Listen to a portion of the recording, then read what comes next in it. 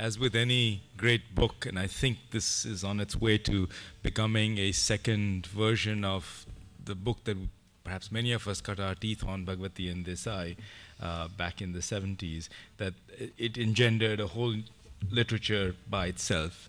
So a couple of suggestions, and then I'm going to end this session and move on to the coffee break, try and recoup some of the time. Some people have other commitments here in the audience. So maybe just 2 or 3 suggestions. One, in the same vein that Bibek and others have said, something on decentralization that's so crucial to service delivery issues. That's been the underlying philosophy, but as Manish pointed out, huge gap between the philosophy and the plumbing.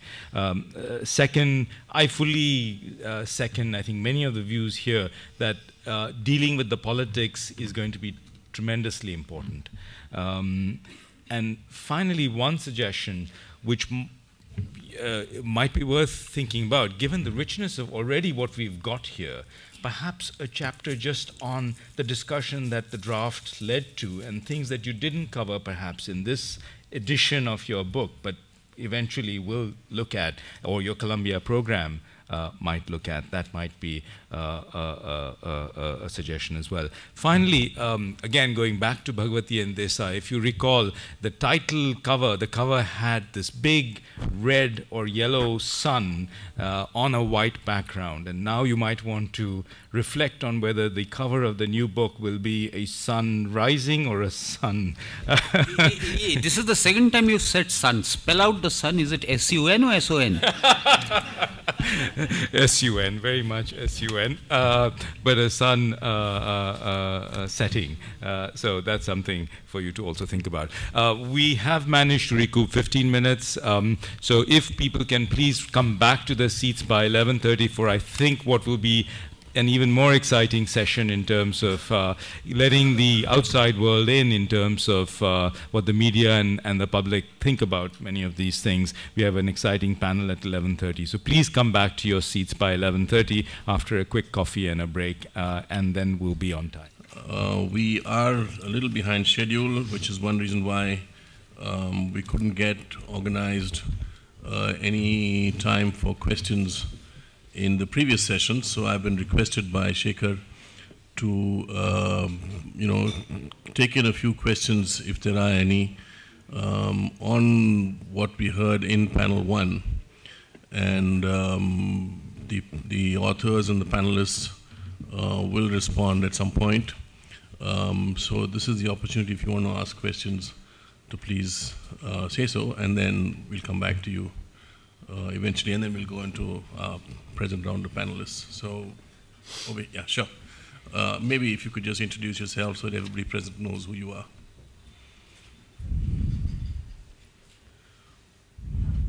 I'm not sure if it's on actually.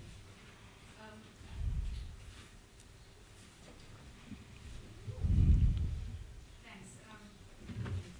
It's still not working yet. It's working, okay. Beena Agarwal, I'm the director of the Institute of Economic Growth, but that's not the only hat I wear. I'll be brief. I want to make four quick comments. Firstly, something which I thought the presentations were really very illuminating and excellent and very helpful, and I look forward to reading the whole book. One challenge which I think seemed to be quite missing, I haven't read the book, but from the presentations, is the question of environment. I mean, the environmental costs of growth. I think today we can't write a book on any aspect of the economy without taking that into account. This, as we know, would affect both production, especially agricultural production, questions of declining water tables, what's happening to the soils, and so on, and quality of life. I mean, there is another part of Columbia which has worked hugely on the quality of life for Joe Stiglitz and the Sarkozy Commission, of which I was a part. But the issues of challenges of a green economy, I would suggest that if you could engage with that. The second is the question of agriculture, which there's a whole series of understandings which are emerging on how do you move agriculture from subsistence to high productivity and to move from disadvantaged farmers to advantaged farmers. Many of us who are working, I was heading a working group for the 12th plan on disadvantaged farmers. And I think the consensus is that we must aggregate. Now these aggregates can be of various kinds. There could be producer companies, a variety of linkages, but also other forms of aggregation. And one of the things we've suggested, there'll be an op-ed piece in Times of India, hopefully in the next few days, called public land banks. Since in Track 2 you have land. And what we are suggesting very briefly is that there's a huge amount of land leasing, but it's informal. The moment you try and formalize it, you freeze the land market because landlords don't want to give out to individual tenants. And we are suggesting that if the panchayat level, everybody deposits land they want to lease out in a land bank, and they get a certain return from that at a first go, and then those who want to lease in then go to the bank, and you have total freedom to withdraw. It's like, you know, short-term and long-term deposits. Then that could possibly help both ends, those who want to lease out, farmers who don't want to work, their children want to go to urban areas, and the poor who really do need the land.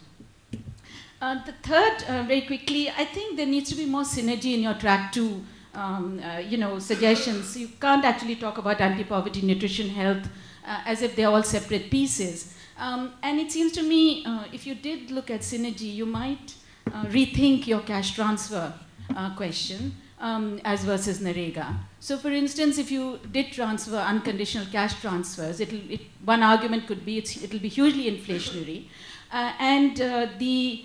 It won't solve your problem of higher wages, because obviously if you see about 32% or more of the NREGA workers at present are women, higher incomes they might withdraw from the labor market, and your farmers will still have a shortage of peak labor, and that will still move towards capital-intensive agriculture. So I don't think that's going to solve that problem. At least with NREGA, you have the opportunity of creating assets.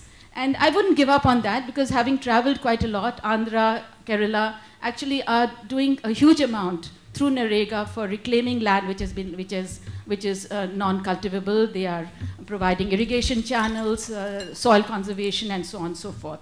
So I'm not sure, I mean, I'm certainly not persuaded, and there are many others not persuaded that cash transfers is the answer. However, if you use that money to have universal health care, that money could be very well used, possibly, because we know that one ill person in a poor household plunges the person from non-poor to poor within a few months. So I felt the NREGA examples you have is a bit of cherry picking. I mean, you took the worst examples and not the best examples to see what is possible. The third, I know there's shortage of time, the fourth very quick point, there was a question on your industry, China-India comparison. I was wondering, you know, 85% with at the smallest units. What you're having is a lot of subcontracting and lateral linkages. And possibly what you may be capturing is this is a question to you really, whether you could answer that. Thank you. Thank you very much. Any others? No. Okay. We'll go on to this session. Thank you very much, and I'm sure you'll get a response from Arvind eventually when you come down to the final panel before lunch.